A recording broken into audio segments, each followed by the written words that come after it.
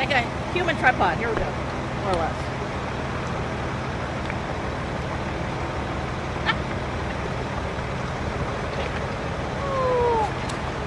Too many cubes. It's the cubes. It's killing me.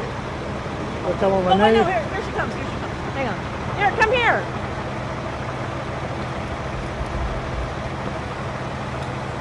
Here, you get two. Oh, I'm so sorry. Oh, here we go. There you go. All right. Okay, spell your first and last name. Give us your title, please. Okay, first name Brian, B-R-Y-A-N. Last name Sky Eagle, S-K-Y-E-A-G-L-E. I'm a deputy chief of Houston Fire Department. Chief, tell us what happened. Okay, so we had a crew working on a sewer line in the back of this home. They were doing excavation. They dug out a hole about 10 foot deep and 6 foot wide. While the worker was in there shoring up the walls to prevent a landslide, unfortunately it did collapse on him. The crews originally tried to dig him out with a backhoe, and they called for assistance because when you're packed in dirt, it could cause asphyxiation and crushing injuries. HFD got here about 10:50, excuse me. They were dispatched about 10:57, and about 11:02 they arrived. This is a rescue operation. So we called for heavy rescue, which has the extrication equipment for trench rescues. We called out the gas company. There was some concern about hitting gas lines. We've notified OSHA for the permitting and the safety precautions.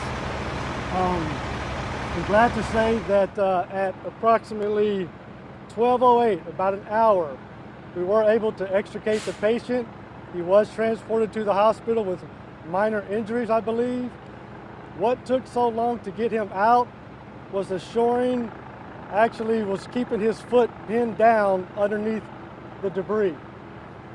So it caused us to get down there and dig quite a ways where we just can't pull him out. You have to get under him and release his foot to bring him out. Wait, was there just dirt holding down his foot, or was there some equipment? So the amount of weight that the dirt is on there, it is saturated, it appears from the rain, so it's a lot of weight and water that's holding them down, and it does pin you in there. It's very hard to get out. So we understand it's a crew with the City of Houston?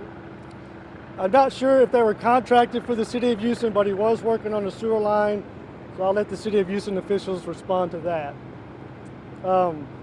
This response required approximately 75 rescue and fire department personnel with police to clear the traffic and make access.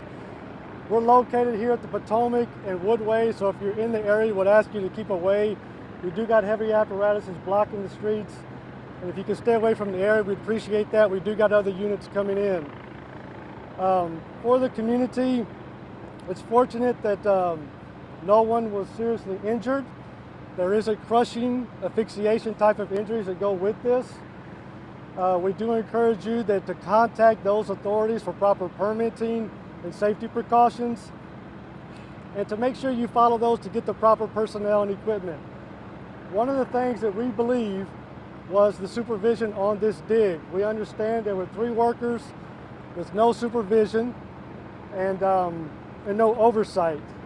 So when that happened, there was no one that we call monitoring. There was no one monitoring the scene or doing things like that to be able to catch these incidents. So that's another reason I encourage the community to follow those safety precautions when you get your permitting and your contracting crews out here. So you're saying like everybody was working, no one was looking out for the workers. Is that sort of? That's correct. In these type of incidents, when you're contracting and making trench rescues, we do set up monitoring. HFD, when we come in, we do set up monitoring. We have medical personnel down in the hole monitoring his vitals because of the weight surrounding his body. He was buried up to his neck or chest area, so they started digging him out. But we do have people monitoring the side so it doesn't cause a collapse, a further collapse. We do have medical personnel in there monitoring his vitals. Just that scene, so you guys are watching that it's not going to be further collapse. What are you guys going to do to fix that right now, or are you guys going to bring some other crew? What's going to happen? So currently we're waiting on the OSHA to respond. They will do an investigation in accordance with their rules. We're making the scene safe and trying to keep people out of the area and definitely out of the hot zone or the area of the collapse and the trench rescue. So what's left for HFD to do? You wrapping up? I know you said you're going to keep it safe. Right. Are you getting ready to pull out onto the streets back up? Yes, we've completed the extrication. Now it's getting units returned to service and having these crews work with OSHA and whatever authorities like Public Works with the sewer lines, and to ensure that we can pass on information and share what we know and what we found when we got out here to help them with their investigations. Was there some obvious safety? Was it like the dirt was too saturated, or was there obviously they were missing some, things that equipment down there that you guys could see initially that seemed like a shortcoming that caused this? Well, the shoring, when he was in there working in the hole, we were told that he was actively trying to shore up the walls. So I think that's doing the right thing where you're trying to dig down there and shore up the walls. Unfortunately, with the saturation of the soil, it caused it's heavy and it collapsed before they could get that shoring installed. Anything else? All right, and thank you. All right, thanks guys. See, it's so much easier than back in the old days. Burn. Well, but Thank you. Marty seems to be enjoying it.